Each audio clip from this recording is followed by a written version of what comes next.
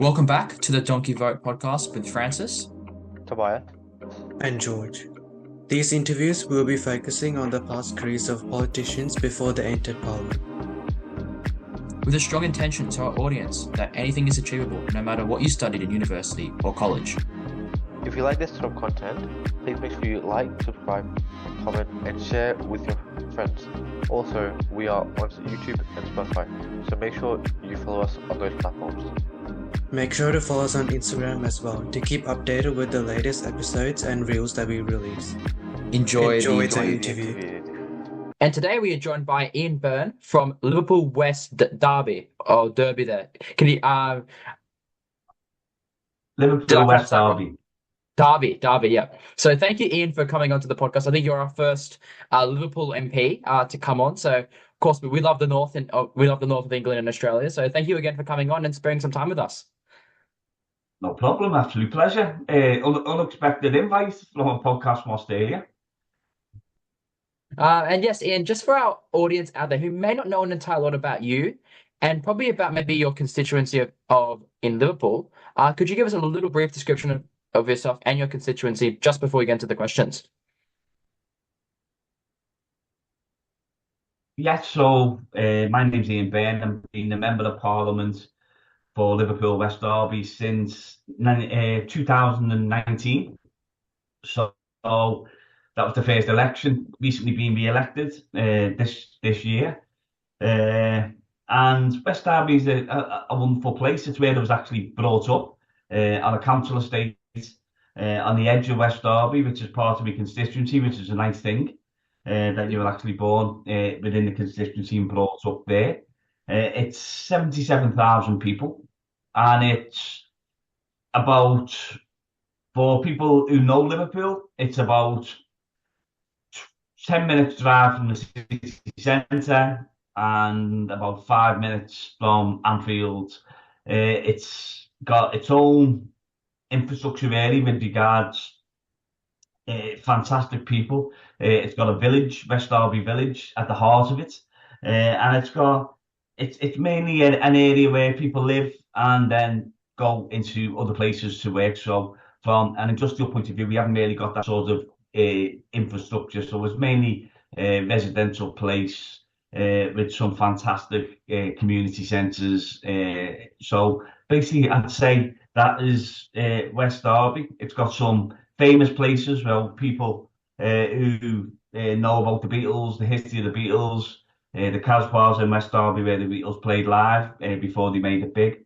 So there's some really interesting places within within West Derby. Yourself as well, Ian. I know a lot of our questions will be referring to your career before politics, but could you give a little brief description about yourself? I know you worked as a taxi driver when you were going to university and that sort of thing. Yeah, so I don't think I was ever meant. I never had visions of becoming a politician. Really, it wasn't something which was on my radar. I left school at 16, sorry, and went straight into a printing apprenticeship. So I was a printer till I was 40.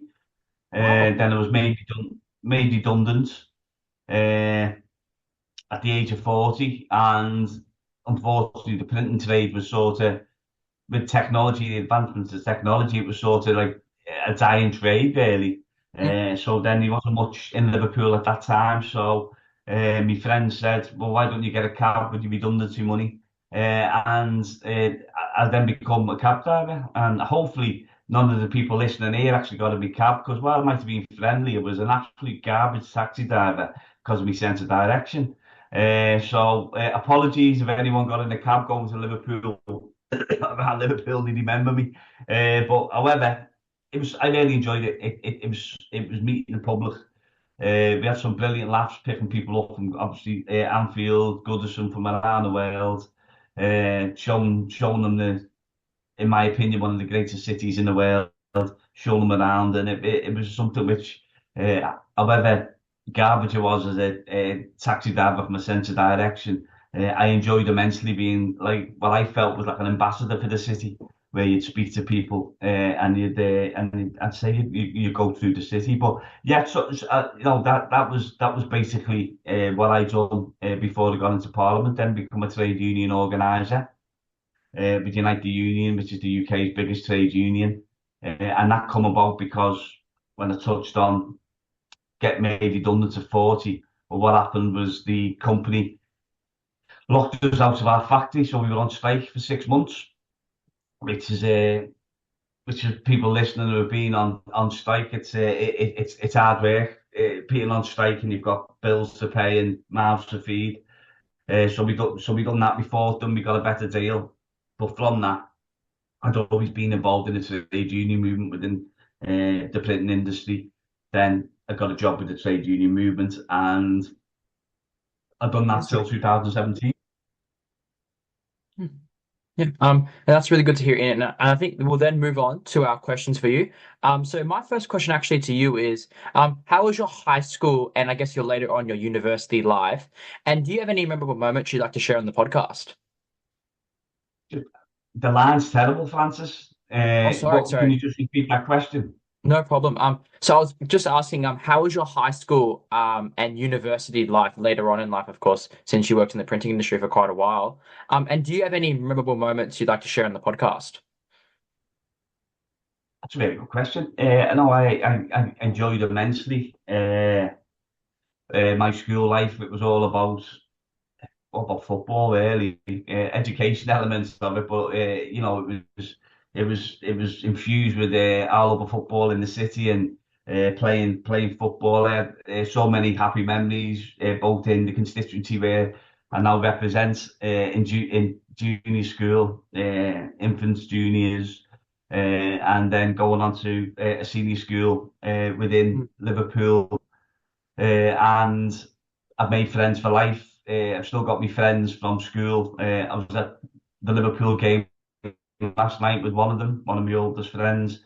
So it gave me a grounding in the area, and it's something which I never forget how we were brought up because most of us from the schools that we went were working class kids from working class families, so there wasn't lots of money about, and we were all pretty much in the same boat. So I loved my period in school and my time in school because, as I said, it was always something education was always something which I treasured and enjoyed, but also I loved the camaraderie at school and the and sports. I've always loved sport.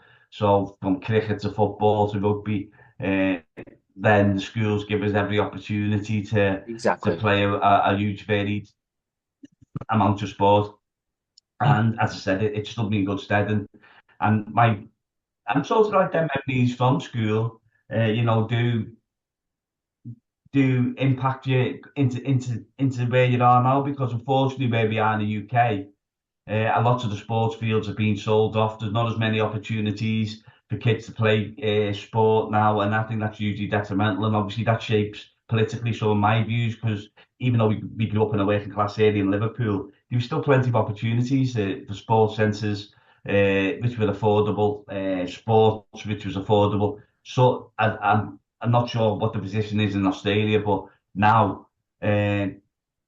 Sports so unaffordable for so many kids growing up. There's just not the facilities, they've been shut down. We've had 13 years of austerity, so that's usually impacted on us. So growing up, I'd say it was a happy childhood. It was working class childhood. There wasn't much money about within the family, free school dinners and things like that. My dad Liverpool in that period was going through deindustrialisation under the Thatcher, so my dad was in and out of work, getting made redundant from factories and trying to find work. So sort of that shapes you then growing up. But as I said, it was a childhood which happy, a happy childhood. You touched on university, so I didn't actually go to university. What we did was something called Open University. So I did that. So while I was working in the printing factory, I took a university degree.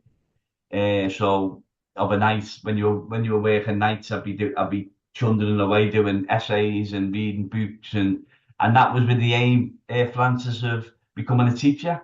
That was something which I always thought I'd want to do. So in my 30s, I thought I'll take the plunge. and then take the Open University degree in history, which I did. It's one of my proudest achievements, but it takes a lot longer. Took 5 years because it was part time. So that was done while I was working. But yeah, I've got huge, as I said, really happy memories of childhood growing up. And as I said, in Liverpool, and certainly where we come from, football was a huge part of that as well. Single person from Liverpool, even currently now with Everton and Liverpool FC, which have a pretty big Australian following as well from all across the diaspora of British people, even and Liverpool people from Liverpool in Australia, and of course people from European backgrounds here and non-European backgrounds, of course. But that is quite interesting as well that you spend a little bit of time at Open University while working at the same time. That must have been a very hard struggle to try and balance both your working life and your university life at the same time. There must have been a lot of sacrifice you had to make at that period of time to really push yourself and finish your degree off. But yeah, you just it's about managing time, isn't it? Mm. You had family, you had work commitments, but it was something which was really, really keen to do because the age of 15, it just wasn't an option. I was told by my dad to go out and get a job when we finished school. At that time, and unfortunately then as well, university was free in the UK, so it would have been a fantastic time to go, but it just wasn't. It just wasn't on our radar. So all my friends, we just went straight into straight into work. What happened at the age of 15 for myself as well was Hillsborough. Oh So yes, Hillsborough yes. happened where 97 fans eventually died. So I was at Hillsborough at 15, and that had a huge impact and shaping my life as well. And from that, a lot of the reasons why I'm sitting in this chair as a Labour or as a member of Parliament now it comes from that. So that had a huge impact because you're still a child at 15, in my opinion. You're still a young adult. You're still forming your views and that sort of disaster and then cover up dead shapes how you are as a person and the impact it has on your life. So I agree with you. And I was going to talk about that the Hillsborough disaster, which is quite a significant thing within UK history and UK sport as well. So it must have had a very profound impact on you, being there while it was happening. And I'm sure now the regulations and the safety precautions that are used now within sporting events across the UK are a lot better than what was used at that period of time. Yeah, so I've just missed the question. I went all funny to feed then. So what was Sorry, the question? sorry. As I was saying there with Ian, I think we are talking about the Hillsborough disaster that happened, and I was saying as well, I'm hoping, and I'm pretty sure now that a lot of the regulations and safety precautions that are used within sporting events that have changed since that disaster. But as you were saying, yes, it is. It was probably a very profound moment for you as a 15-year-old to see that sort of thing happen at a sporting game when you go to have fun, you go to enjoy yourself, and sadly, 19 people, as you said, didn't get to come back home after that match. Yeah, it's a profound impact on myself and so many others. As I said, you're going to a football match. We've been there the year before to Hillsborough to watch Liverpool actually play the same team, Nottingham Forest, in the FA Cup semi-final. So you leave, we knew where we were going and we knew what we were going into, which was a ground which was not really fit for purpose, but unfortunately it was utilised again in 1989. And the sun was shining. You're a young boy going with your friends. What should be one of the highlights of your life so far, and then obviously it turned into a disaster which 97 people eventually never come back from. My dad was seriously injured there. He was there, so he was seriously injured. We lost a friend who we went to school with, Keith McGrath. He was our school friend. I knew Keith well. We'd gone to Liverpool matches for a long time together, and friends then across the piece. People who you knew were either severely injured or died. So it was absolutely catastrophic for the city, for the people involved, for the families, for the survivors, and it was a national disaster because more people from outside Liverpool actually died because obviously Liverpool, as a club, have got a following a global following, but at the time, obviously, lots of people from across the UK followed Liverpool. So it was unbelievable, the day. And I think then one of the biggest things was, at that age, you've got confidence in the state to do the right thing, the police to do the right thing, to find out what happened, who was culpable, justice for the people that died, and make sure that their mistakes are never made again. And unfortunately, what we now know and what we knew then was there was a cover up by the state, by the police, by the authorities, to blame the Liverpool supporters for the deaths of their own friends, family, and that's what happened. And obviously, over the years, the fight for justice and the truth uncovered what the state did. We actually got an apology from the Prime Minister in, I think it was 2012. David Cameron stood up at the dispatch box at the place where I now work. And I remember listening to it in the cab, in my taxi, when he was making that statement. So we now know what happened. We now know who was to blame. We know who was culpable. Unfortunately, we'll never get justice, because the people who were responsible, mainly the police officers and the people that held the game at that stadium, which wasn't fit for purpose, never, ever faced through justice. They never, ever went where they should have gone, which was to jail for what they did and the lies that they told. But unfortunately, we are where we are now. And my key part of my job as an MP is to ensure that there's a legacy for the families who lost who lost people that day, and also the survivors, and for the country as well, to ensure that there's a legacy where communities and people never have to face what the Hillsborough families and survivors and the city of Liverpool faced that day. 100% agree with you there. 100% agree with you. And that's a great noble cause that you're fighting for continuously throughout Parliament. And moving on then to our next question, actually, and this does relate to, tackling football and of course Liverpool itself. But in 2015, you co-founded Fans Supporting Food Banks, a community initiative by football fans to tackle food poverty in Liverpool. Can you talk to us a little bit about, what work you conducted as a part of this founding this food bank, and why was it so important for you to found this food bank and support people struggling throughout Liverpool? Yeah, so in 2015, as I said before, I was working for United Union, and with another United Union organiser, Dave Kelly, who was an Evertonian. I'm a Liverpudlian, by the way. I support Liverpool. I'm surprised you guys got along pretty well. Yeah, well, we worked together, and we've been on various campaigns about fighting for cheaper ticket prices for the away games, which was a national campaign to ensure that working class supporters weren't priced out of following the club, which was successful. So we worked together, and we were sent to a community centre, which was literally 5 minutes from my home in Anfield, because I live right by the ground. And I knew the people within the centre. I'd done things there before in the community, and there was a big line outside the community centre. And I thought they were queuing up for the afternoon activity and bingo, because I knew quite a few of the people in the line. And the lady we'd gone to see, who headed up the community centre, said, "Ian, that's a line for the food bank."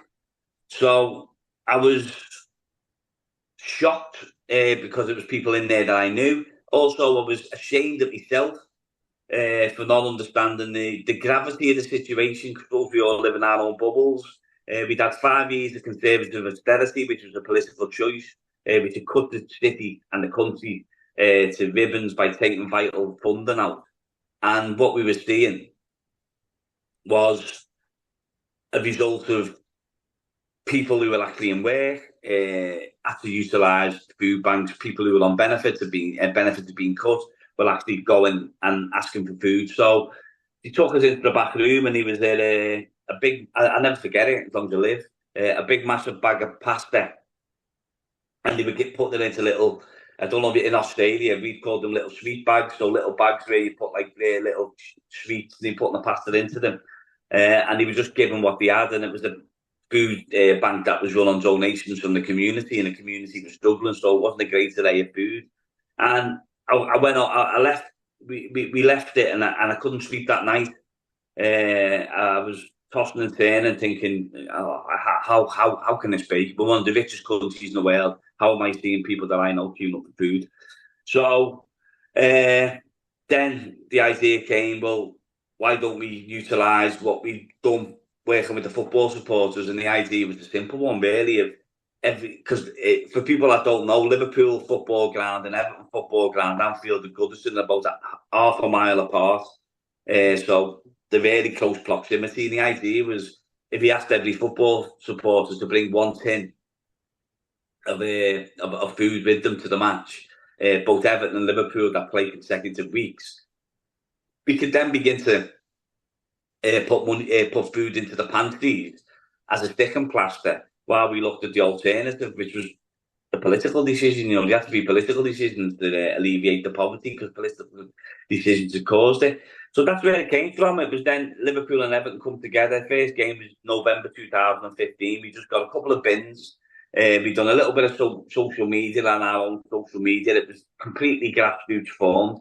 And we asked the supporters to donate. And we got more chip papers and fish and chip papers than we did donations. However, we did get donations, and we knew there was something there. So we just built it. So while doing our day jobs, our families, we were spending every waking hour trying to build up this network, and that's what we did. And pre-COVID, 35 to 40% of all the food going into food banks in Liverpool was coming from fan support, and food banks was coming from supporters. So it had a huge impact, and also then it gives you the political platform then, and also to discuss. What we also did was built up the network around the UK. So people watched what we were doing in different football clubs, and they said, well, that's a really simple thing to do, and our communities are really struggling as well. So we had football clubs from across the country then get involved. Newcastle United, West Ham, so we had London, Newcastle, Aston Villa. There was many clubs come together and joined up as part of the network, and now it's an unbelievable network, to be honest. It's the length and breadth of the UK. We've talked to football clubs in Germany and Belgium doing the same thing. We've actually had a Zoom call with an Australian who was talking about Aussie rules, doing it in Australia, because you've got an issue with poverty like you'd have in the UK, because it's from the same fundamental errors were made in Australia that they were in the UK, and some of the faults within the economic system we all live in are exactly the same there. So it's grown into an organisation which now within the city of Liverpool we run something called we didn't like the food bank model, so we created something called the mobile pantry, and it looks like a market, an outdoor market. And we've got 7 of them at the moment running in the city. So I think last year we fed over 100,000 people solely through donations from football supporters and companies that get involved with us. So it's evolved from a wheelie bin in 2015 into quite a big organisation now, and that's done outside my parliamentary work. So that's I suppose when people talk about MPs having second job, well, my second job is an unpaid role with fan support and food banks. Which is always a very, very noble thing that you've pushed, and I'm hoping as well that the Australian guy you're talking to with Australian rules, he gets pushed here, because that'd be a great thing to do. There's a lot of people. I think we average in some games, we can get up to 100,000 people turning up. So if one person just brings in one tin of food, that's 100,000 tins of food. That's going to feed hundreds of thousands of people every single day. So it's so important that that gets pushed, and it's a great thing that you pushed, and something that hopefully continues into the future. Because at the end of the day, there are a lot of people in poverty, and a lot of people who need that sort of simple support. And just giving a $2, $3 can of food, whether that be can of beans, can of corn, that sort of thing, can really, really lift someone else's life, and provide them a meal that they might necessarily have never gotten if other people didn't donate food. No, it is. It's a simple concept, and I think running parallel to that, what we did was we knew that was a sticking plaster, like it is in your country. At the end of the day, fundamentally, political choices, poverty can be defeated. Poverty is a political choice. Hunger is a political choice. So I then we set that up, and then obviously I get elected in 2019 to Parliament, and I'd run on something called the right to food, which is basically what it says on the tin. We should have a right to food, and at the moment we haven't got that. So then obviously then that shapes a lot of what I do in Parliament, because a lot of it's been about shouting about why we need the right to food, why hunger is a political choice. And I've said this when I've sat down with Johnson, Sunak, and now obviously we've got a Labour government. So, if the political will's there, it can be solved. Australian politicians will have that within their gift to give. The government of the day will be able to solve that. And also, you've got to look at companies as well, who maybe have lost sight of what they should be doing, and some of the terms and conditions what companies give the workers now means that certainly in the UK we can have two members of a family both in work and still having to use food banks, which is beyond the pale really, which should be a red line in any society. So there's lots of issues which can and should be tackled by the politicians of the day. And what we do with fan support and food banks, and if anybody's listening and thinks, you know what, I could do that in my community in Australia, well, absolutely go out and get involved, do what you can to alleviate poverty, give people a helping hand instead of some people would rather put the foot on their head. But always remember that all that is a sticking plaster. Food banks shouldn't exist. We shouldn't have to be doing this in our communities. That should be the job of governments, to ensure that obviously political decisions are made which don't plunge people into poverty, and from companies and corporations that ensure that wages are paid that actually keep people out of food banks. And that's something which we need to address collectively in the UK, Australia, and indeed across the world. 100% agree with you there, Ian. 100% agree with you. So then moving on to our next question then for you, Ian. I believe in 2018 you were elected as a councillor to Liverpool City Council, representing, ironically, the Everton ward. And this is about 1 year before your election to Parliament. Can you talk to us a little bit about your time on council, and what are some of the key differences you found from working on council to working in the House of Commons and UK Parliament? Yeah, it's good, really good question, Francis, and it does give you an insight. So, from a councillor point of view, you're representing Everton, the ward, as you said, which was a ward which I spent some of my life in. We moved there when I was 11 years of age, and I loved the place. Obviously, it was called Everton, not Liverpool. That was something which we had to contend with, but extremely proud. And a councillor's role, interesting if it's similar in Australia, is to represent that local community of a couple of thousand people within the city chambers. And I absolutely adored it. It was more, you felt as though you had more ability to shape what was happening on the ground in your city. Obviously, I touched on before austerity. So from Liverpool City Council perspective, from 2010 to 2000, when I was a council in 2018, over £500 million have been removed in funding from Liverpool City, from the government. So you can imagine the impact that had on how, as a city, we could provide services. So you're always fighting against the backdrop of austerity. And, if people from Australia come to Liverpool and say, you know what, it's not as clean as it should be, services were decimated, absolutely decimated by a national government choice, which was austerity. So we were battling that. We were battling austerity. We were battling how to keep people afloat. You were trying to do the best for the community which you were from and which you grew up in. And I felt as though you had more ability on a day-to-day basis to affect change, because we were in the Labour with the council that were actually in charge of the city at the time. We had the mayor, and I absolutely loved every moment of it. I loved being a councillor, being involved in the chamber, walking around my community, trying to fix things, trying to make it a better area for people to live in. And as I said, it was really hands-on, day-to-day. You felt as though you could shape it a little bit more. The Parliament, the MP job's a different role as such. However, I learned an awful lot as a councillor. You learned the ability to stand up in a chamber and speak, and talk about policies, scrutinise decisions that were getting made by the council. And it's something which, if anybody's interested in politics, I'd advise everybody.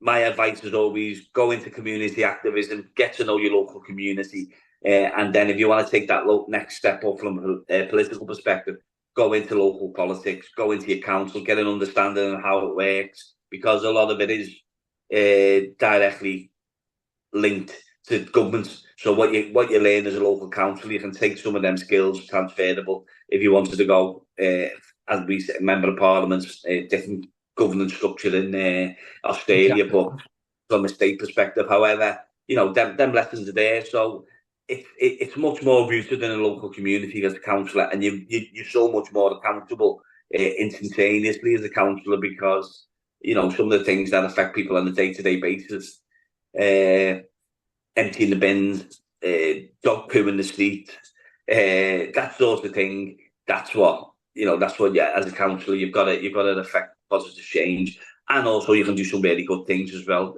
within the city, which hopefully then drives the economic recovery, and again linked to what we just spoke about, poverty. Bringing wealth into the city, bringing jobs, job creation, giving people the opportunity to have better lives, and that's Exactly. why that's exactly why I'm in politics. So Mm. from a council perspective, if that's something you wanted to do, politics, definitely have a look at going into that local elements of it. So rewarding. It can be tough, but I loved it. I wouldn't change a minute of it.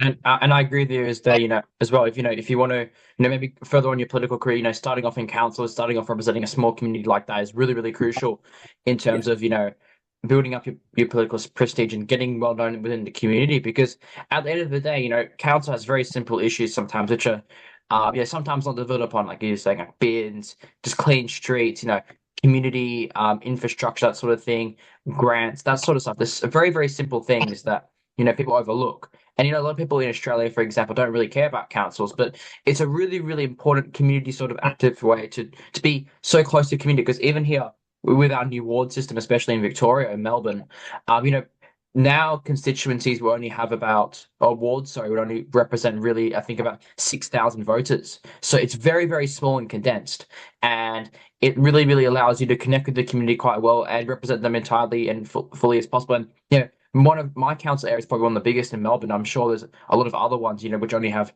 2,000-3,000 people electors in it. So, it's really, really good to start off if you want to start your political career off in the council, because, as I said, and as you said as well, Ian, it really does build up your political prestige, and it really makes you well known within the community that you want to represent. yeah, you hone your skills. You can hone your skills, and as I said, there's not more rewarding, in my opinion, than representing the people where that you live amongst, that you come from, and having that sort of pride in the area. And some of the things will be touched on: emptying the bins, clean streets, safe streets. They're some of the most important things in a people's, how a people looks at, how a person looks at, what they want. You want good services, you want good local services, and that's what a council has to deliver, and that's then what a national government's got to give the ability for that council to deliver. Because everybody, if you pay your taxes, we have a council tax over here, you pay that tax, but then rightly so, you should be saying, well, I should be living in an area which is nice to live in. And I think that's usually important. And council is a fundamental part of democracy, absolutely fundamental. And certainly in the UK, I'm not sure how different, but when COVID struck, the national government was flailing around at times, and it was the city councils that delivered some of the most important elements of the fight back against COVID, and was such an important part of that. Of that recovery and an initial health perspective as well, and getting information out. So I think we've seen the value of Exactly. councils. So I think that's something which we should never ever overlook. And again, from our perspective, we want to make sure that councils are built back, money's put back into place, and then services can be restored. And that's what the Labour government should be doing. Exactly. 100% agree with you there, Ian. And up to my next question for you, Ian. So, interestingly, who would you say is your political role model or idol? Question, isn't it? Really good question. Uh, I think, look, growing up, Tony Benn was always someone who I admired greatly. A man of principle who stuck up for what he believed in, moving forward. And then I used to watch. I being a trade unionist as well. I see some of the trade unionists grow up and learning about people like Jack Jones, who fought in the Spanish Civil War and then become a fantastic trade union leader. And then as I went through my life, Len McCluskey an influence because he was the head of the United Union when we were in dispute. So I met Len, and then obviously I worked for Unite. And in 2017, 2015, Jeremy Corbyn come leader of the Labour Party, and a lot of the things that Jeremy was saying and a lot of the policies were things I believed in. Certainly talking about the food, it was in the manifesto. So Ed Miliband had done a good job. Then Jeremy came in after that election defeat in 2017 with the manifesto, one of the best manifestos I think this country's seen. We nearly took power, which would have been transformational. The world would have been a different place. I think it would have been a far more fair and equitable society. And then in 2019, Jeremy asked would people from the area, and Jeremy asked would they consider standing as a member of parliament, which certainly wasn't on my radar. And then I said, yeah. So, but I look at, now I'm in parliament, John McDonnell, I look at Diane Abbott, you look at people who've been there a long time, and, I made a difference. And there's lots of people who will look up to, and I look at. I've been reading a lot of history books at the moment, political history books, and looking at what the Labour government did in 1945 when it created the NHS. So you look at Nye Bevan, who was the creator of the NHS, and they're the politicians who came in and made a difference. And I think that's really important to me, that if you're in this job, you look at people that have actually made a difference. And I think politics can be a massive force for good. And I think the more people that we get in, and I was just reading Jimmy Carter turned 100, and some of the things Jimmy Carter did as US president, and some of the beliefs he had, and a lot of it chimes with what I believe in, which is social justice. Exactly. And I guess, a lot of those MPs have been there for quite a long time, and as you said, have made quite a big difference towards the UK Parliament and, the UK public in general. So moving on then to our next question then for you, Ian. You did touch on this a little bit, but what made you run in the 2019 UK election for the Labour Party, and what made you join the Labour Party? Again, you're getting some really good questions here. What made me join the Labour Party was being a trade unionist. I'd been a member of the Labour Party, and it was Ed Miliband. To be fair, I thought I admired what he was trying to do. I fell out of love with the Labour Party during the Iraq War. I didn't agree with what Blair had done then, and some of the things that Tony Blair government and Gordon Brown and some magnificent things, but that was one of the things which I couldn't align myself to. And then I thought Miliband came in and started talking about a fairer society, capitalism in a different way. So then we joined. I got involved more then from 2010, then 2015. As I said, Corbyn came in, and it's not so much about Jeremy, it was more about what he was saying, ending austerity, making society fairer. Liverpool had been in had a terrible time under the Conservative government, and obviously we remembered Margaret Thatcher's attacks on Liverpool. So we always seem to be in this state. And we'd had a period under Tony Blair's government when Liverpool was recovering, and then we had austerity, which floored us. So 2019, as I said, in 2017, I started working with Dan Carden, who was the MP for Liverpool Walton. I was his office manager, and really enjoyed it, but never had any visions of getting involved in politics. We touched on then becoming a councillor in 2018, and 2019, the former MP for this constituency, Stephen Twigg, decided to step down. So, thought nothing of it. I was carrying on doing my job quite happy, and someone said, would you consider being the MP? And I said, no. not at all, not interested. Something which I don't aspire to. Happy being a counsellor, working in my community, doing transport and food banks, doing what I was doing. Happy. And then more people saying it, and then more influential people were saying it, and then you're thinking to yourself, well, I've always had, and I think Hillsborough had a part of this. Do while you're here, do the best you can, and where will they have most impact? And that's why I joined Dan Card in 2017. I thought I'd have more impact in that role within within Liverpool, and then in 2019, as I said, I just thought, well, would they have more? Could they do the job? And would it be effective, and would they have more impact for the city on a national level and for West Derby? So I then decided to give it a shot, and he ended up getting the nomination, which was a tough fight, and then obviously getting elected in 2019 and walking to Parliament. And I guess, that's quite an interesting journey, as you were saying there. You didn't actually think you'd become an MP. And I know a lot of MPs, who eventually join Parliament, never actually think they'd actually, go that, they like politics, they see politics as, something they enjoy, but they never think that, at the end of the day, you can become one of the lucky 635 people across the whole country that, are able to represent their local community. So at the end of the day, as you were saying, you got to take every opportunity as possible. And, if you get given the chance to run for parliament, I guess, you got to go take it, because sometimes if you just sit on the sidelines and you complain and you complain about not any change happening, you're part of the problem, because, you're not going out there and actually trying to change the world and trying to make the world a better place.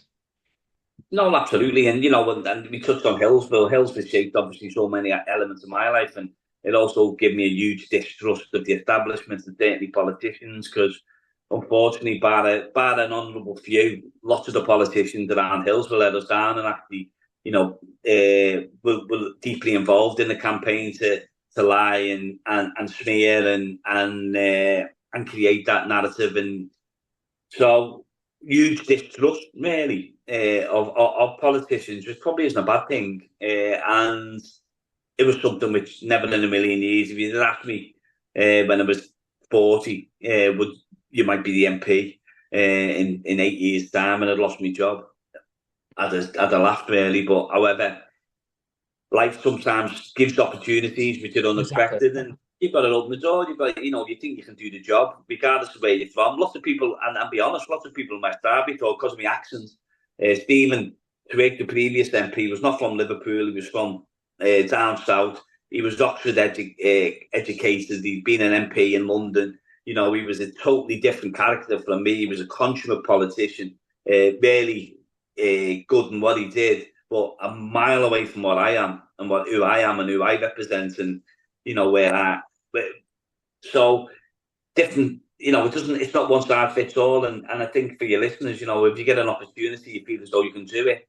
I felt, well, let's take that chance, and when I think where we are now, I think I can show that. Even though I've got a Scouse accent, where actually even in Liverpool, a couple of people were saying because I wasn't a posh boy, and maybe I wasn't fit for the job, but I think the Scouse accent's a superpower, because people have got to listen to you because you don't understand the words you take, certainly in Parliament. So, I mean, so no, I'm extremely proud where I'm from. I'm extremely proud.